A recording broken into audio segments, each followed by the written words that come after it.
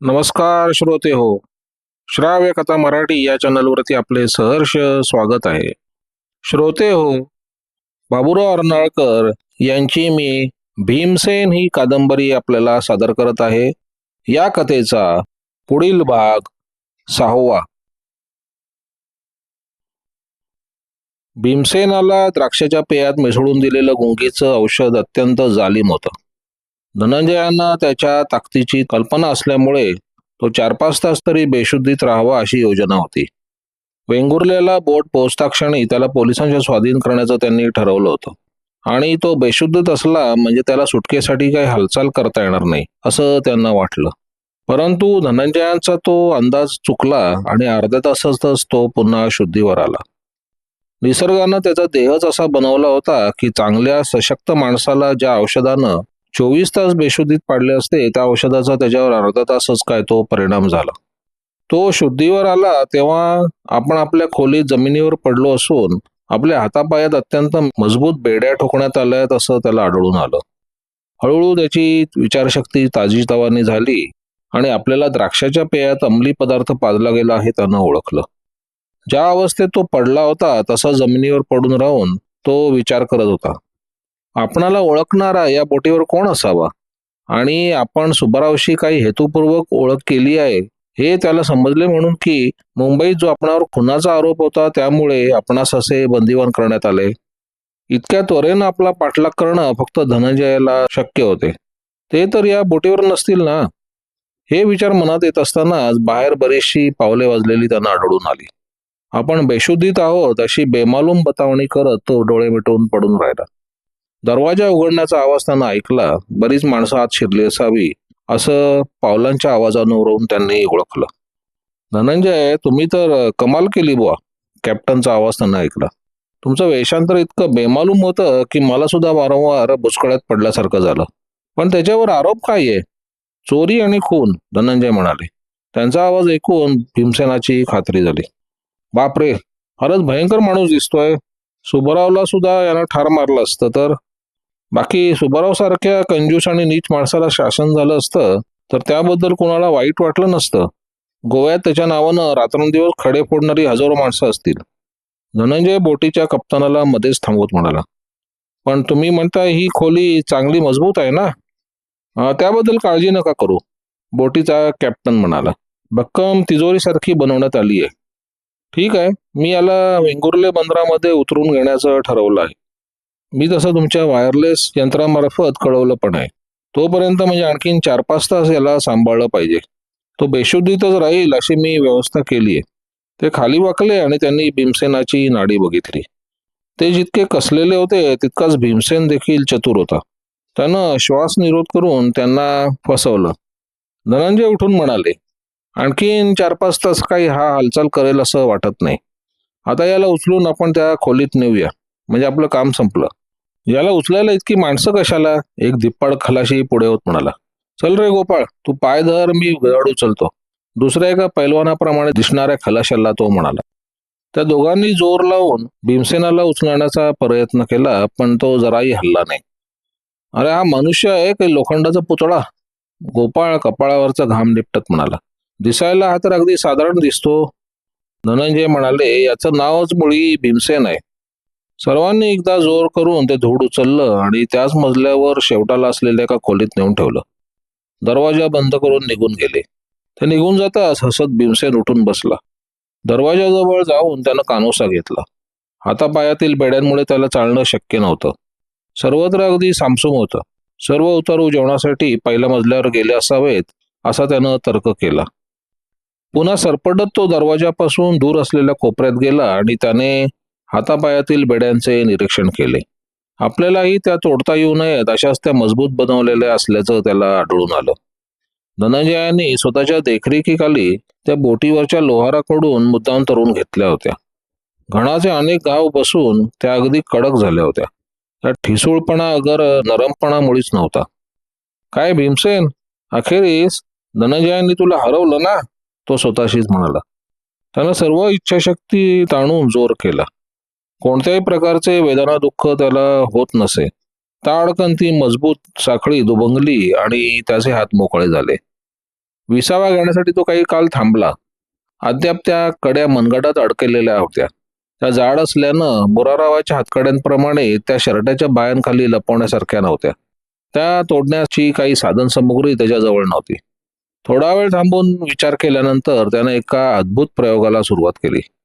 त्यानं डावा हात जमिनीवर ठेवून ती कडी उभी ठेवली आणि काही नारळ बुक्क्याने फोडतात त्याप्रमाणे त्याने आपले सारे बळ एकटवून त्या कडीवर मुष्टीप्रहार करू लागला. त्याचा तो धाडसी प्रयत्न पाहून काही लोक खुश झाले असते, कारण बाहेर खवळलेल्या दऱ्याच्या बोटीवर आपटणाऱ्या लाटांचा आवाजात त्याचे कडीवर दडादड बसणारे बुक्के कोणाला ऐकू गेले नाहीत. त्याच्या हाताला अनेक ठिकाणी लागत होतं, रक्त वाहत होतं, पण त्याचं त्याच्याकडे लक्ष नव्हतं. तो एकाग्रतेने त्या कडीकडे पाहत त्या कडीवर प्रहार करत होता. काही प्रहार झाल्यानंतर त्या कडीला चढा गेला. त्याबरोबर ते फिरवून दुसऱ्या बाजूला मुष्टीप्रहार करण्यास त्यानं सुरुवात केली. थोड्या वेळानं ती कडी दुभंगली आणि भीमसेनाचा डावा हात आणि नंतर काही वेळानं उजवा हात देखील मोकळा झाला. त्याच्या हाताला आता बराच मार लागला होता. दोन्ही हात आता मोकळे केल्यामुळे पाय बंद मुक्त करण्याकडे त्याला विशेष अवधी लागला नाही. हातपाय मुक्त करण्यास त्याला अवघा अर्धा तास लागला होता. बंधनातून मुक्त होऊन पुढे काय करायचं हा त्याच्यापुढे प्रश्न पडला. धनंजयाने हस्तक्षेप केल्यानं सुबाराव आता त्याच्या हातातून निसटल्यातच जमा होता, कारण त्याच्या अटकेची जाहिरात आता सर्व बोटीवर झालेली होती आणि हे भीमसेन जाणून होता. त्यानं तिथल्या झरोक्यातून बाहेर बघितले. दुरून देवगड बंदरावरील दिवे दिसत होते. देवगड बंदरातून बोट निघाल्यानंतर आपण बाहेर निसटले पाहिजे असं त्यानं ठरवलं, कारण बोट बंदरात उभी राहिली की बाहेरील बंदराकाठची मौज पाहण्यासाठी बरेच उतारू आपल्या खोल्या सोडून बाहेर येणारे निश्चित होतं. बोटीनं देवगड सोडल्यानंतर बाहेर पडावे आणि मालवणच्या धक्क्याला तो लागताच जमिनीवर उतरण्याचा प्रयत्न करावा हे त्याला योग्य वाटले होते. मालवणच्या पुढे वेंगुर्ल्याला तर त्याला पकडण्याची जय्यत तयारी करून ठेवली होती. सुबारावला अपघात झाल्यानंतर त्यानं सर्व बोटीची सहजगत्या पाहणी केली होती. तळमजल्यावर उतारूंचे आणि बोटीचे सामान सुमान ठेवण्यासाठी काही अडगळीच्या खोल्या होत्या. त्यापैकी एकीत मालवण बंदर येईपर्यंत लपून बसावे असे त्याने योजना आखली. त्याचे कपडे पण त्याच्या अंगावर होते.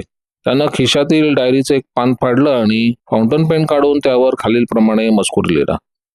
प्रिय धनंजय, शेवटी तुम्ही मला पकडलत. माझ्यावर निष्कारण झालेल्या खुनाचा आरोप माझ्याजवळ काही पुरावा दाखवण्यास नसल्यामुळे खरा ठरणार. ही माझी होणारी बदनामी मला सहन होणार नाही. तुम्ही मला कित्येक वर्ष ओळखता. मी खून करणार नाही अशी निदान तुम्हाला तरी खात्री वाटायला पाहिजे होती. जमनादासाच्या तिजोरीतून काढलेले 60,000 रुपये मी त्याच्याच नावे मुंबईच्या 6 हॉस्पिटलांना देणगी म्हणून दिली आहेत. आता माझे जीवन असह्य झाले आहे, म्हणून मी समुद्रात उडी घेऊन आत्महत्या करत आहे. छोटूला आणि शिवाजीरावांना माझा रामराम सांगा. भीमसेन. त्यानं ते पत्र वाचून बघितलं आणि तो हसला. देवगड पासून मालवण येईपर्यंत 2 तासाच्या अवधीमध्ये आपली शोधाशोध होऊ नये म्हणून त्यानं ही युक्ती योजली होती.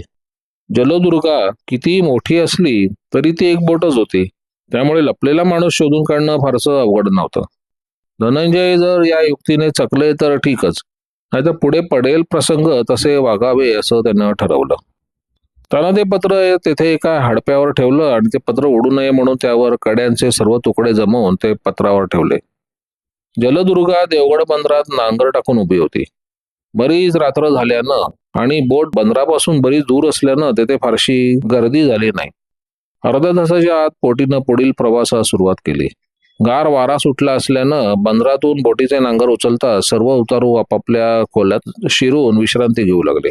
याच वेळी भीमसेनानं तिजोरीप्रमाणे ते दार ओढून काढले आणि तो बाहेर पडला. दार उघडायला त्याला जास्त श्रम किंवा अवधी लागला नाही. सुदैवानं बाहेर कोणी नव्हतं. खोलीत जाऊन फक्त आपला टॉर्च घेऊन तो तळमजल्यावर जाण्याचा प्रयत्न करणार होता. टॉर्चची त्याला जरुरी होती. एकतर तळमजल्यावरील सामानाच्या खोल्या अंधारात होत्या, शिवाय मालवणसारख्या अनोळखी बंदरात त्याला मध्यरात्री उतरायचे होते. सुबाराव आता झोपला असेल, त्याच्या नकळत आत शिरून तो टॉर्च काढून घ्यावा असं त्यानं ठरवलं. बाजूची खोली सुबारावची होती. हलक्या पावलानं त्यानं सुबारावच्या खोलीत प्रवेश केला. समोरच्या टेबलावर आपला टॉर्च पडलेला पाहून त्याला आनंद झाला. पुढे होऊन तो टॉर्च उचलणार तो सुबाराव एकाकी जागा झाला आणि ओरडला, कोण? भीमसेन? अरे चोरा! भीमसेन हसत म्हणाला, हे बरं आहे सुब्बाराव, मी तुमची प्रकृती बघायला आलो आणि तुम्ही तर मला शिवाय मोजायला सुरुवात केली. आणि भीमसेन हे नाव कोणीही तुम्हाला सांगितलं? बोटीवरच्या सगळ्या पोराटोरांना तुझी कृष्णकृत्य माहिती झालेली आहे.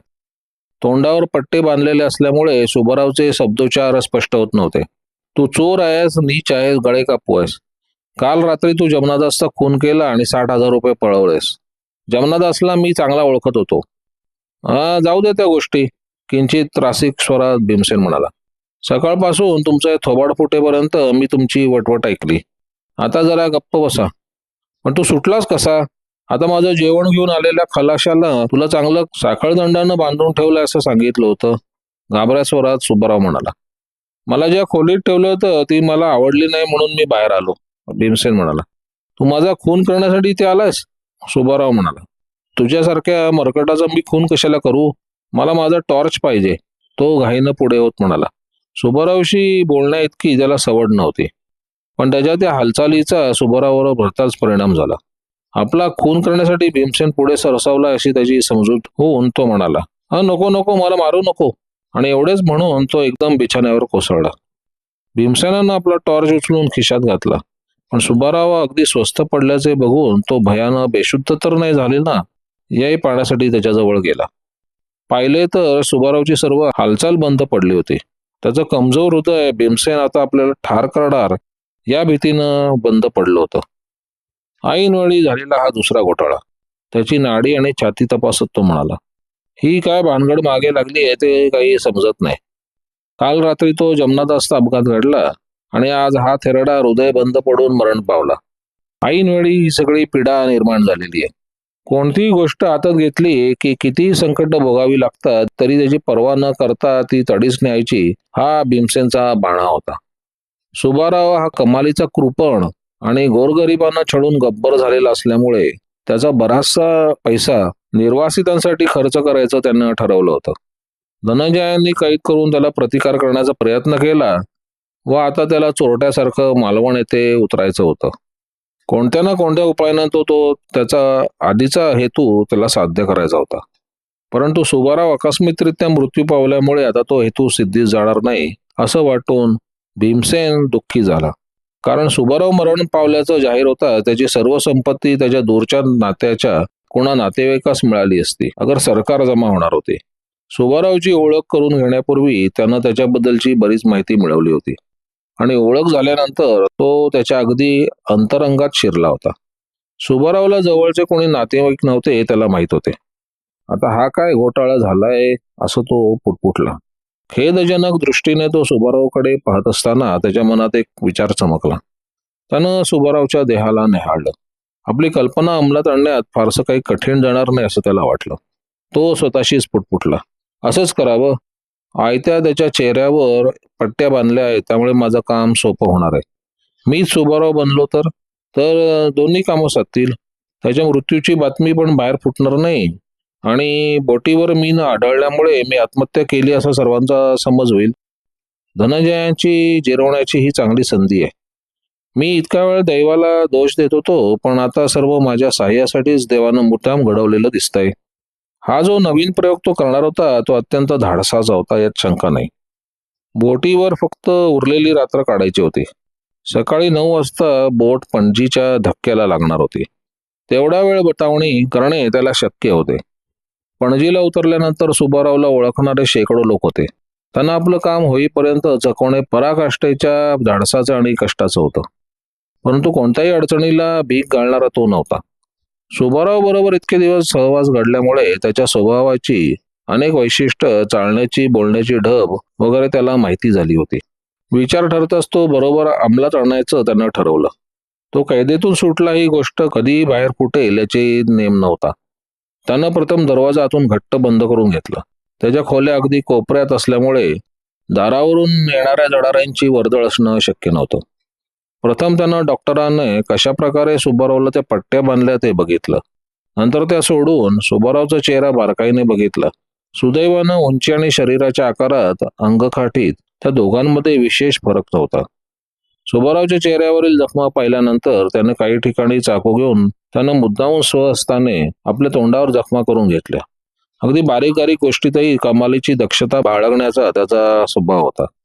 त्यांना त्या खोल जखमा आरशात पाहून हुबेहूब सुबाराव प्रमाणे असल्याची खात्री करून घेतली. नंतर त्यानं त्या पट्ट्या बांधल्या, त्यामुळे तो सुबाराव प्रमाणे दिसू लागला. सुबारावचे सर्व कपडे काढले आणि ते आपल्या अंगावर चढवले आणि तो प्रति सुबाराव दिसू लागला. आपले प्रतिबिंब पाहून तो खुश झाला. हवा येण्यासाठी काचेच्या तावदानाची खिडकी होती, ती त्यानं उघडली आणि त्यानं सर्व कपडे बाहेर अंधारात घोंगावणाऱ्या सागरात भिरकवून टाकले आणि नंतर तो सुबारावच्या देहाकडे वळला. त्यानं त्याला उचलून खिडकीजवळ बाहेर पाण्यात फेकून दिले. सुबारावला तसं फेकून देताना त्याला वाईट वाटलं, परंतु त्याचं नाटक व्यवस्थित करण्यासाठी सुबारावचे शव समुद्रात फेकण्याखेरीज दुसरा मार्ग नव्हता. त्याचे खोलीतील सर्व सामानसुमान व्यवस्थित आहे की नाही हे बघितलं आणि नंतर ते एकदा आरशात डोकावले. त्याच्या चेहऱ्याचा फारच थोडासा भाग उघडा होता, त्यामुळे त्याचे रहस्य लागलीच उघड होण्याची काही भीती नव्हती. त्याने सर्व ठीक आहे असं दिसताच दाराची कडी वाजली आणि तो सुबारावच्या अंथरुणावर जाऊन पडून राहिला. पडल्या पडल्या तो सुबारावच्या आवाजाची नक्कल करू लागला. इतक्यात बाहेर बरीच गडबड झाल्याचं उघडकीस आलं हे त्यानं ओळखलं. तो अगदी तयारीत बिछाण्यावर पडून राहिला. सुबाराव, आत आहात ना? त्यानं दरवाजाबाहेर धनंजयचा आवाज ऐकला. आता तो परीक्षेचा क्षण समीप आला होता. तो धनंजयला फसवू शकला तर साऱ्या जगाच्या डोळ्यात तो धूळ फेकू शकत होता. सुबाराव सारखा आवाज काढून तो म्हणाला, कोण आहे? आत या. आणि धनंजय दरवाजा उघडून आत शिरले.